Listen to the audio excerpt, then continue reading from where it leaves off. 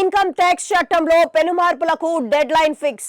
ఆదాయపు పన్ను చట్టం 1961ని మరింత సింప్లిఫై చేయడానికి కేంద్ర ఆర్థిక మంత్రిత్వ శాఖ దృష్టి సారించింది. వచ్చే ఏడాది బడ్జెట్ కు ముందే 2025 జనవరిలోపే ఫస్ట్ ట్రాక్ రివ్యూ చేపట్టాలని కేంద్రం ఆలోచన చేస్తుందని, ఈ మేరకు అధికారులను కోరిందని జాతీయ మీడియాలో కథనాలు వస్తున్నాయి. అవును, ఆదాయపు పన్ను చట్టం 1961 సమీక్షను వేగవంతంగా ట్రాక్ చేయడానికి ఆర్థిక మంత్రిత్వ శాఖ ప్రయత్నిస్తోందని తెలుస్తోంది.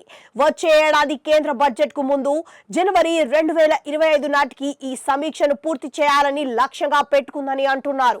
ఈ మేరకు చీఫ్ కమిషనర్ వికే గుప్తా నేతృత్వంలోని కమిటీని కోరినట్లుగా చెబుతున్నారు.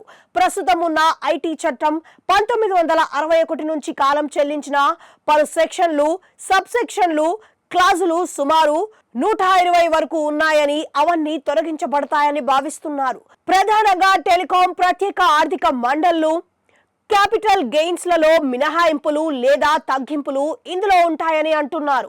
ఈ క్రమంలో పెండింగ్ లో ఉన్న కేసులలో పాత క్లాజుల కోసం ప్రత్యేక అనుబంధాన్ని ప్రవేశపెట్టవచ్చని, ఈ సమయంలో సరళీకృత చట్టాన్ని రూపొందించడంలో ఈ కమిటీ న్యాయ మంత్రిత్వ శాఖ సహాయాన్ని కూడా కోరవచ్చని అంచనా వేస్తున్నారు. ఈ విషయంపై నిర్మలా సీతారామన్ జూలై 2024 బడ్జెట్లలో సవరణలను ప్రకటించిన సంగతి తెలిసిందే.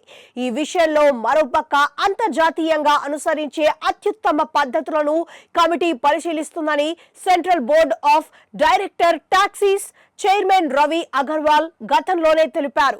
ఇదే సమయంలో దేశానికి కొత్త ప్రత్యక్ష పన్ను చట్టాన్ని అందించడంలో అత్యుత్తమ మార్గాన్ని కొనసాగించడానికి ప్రయత్నిస్తున్నట్లుగా ఆయన తెలిపారు.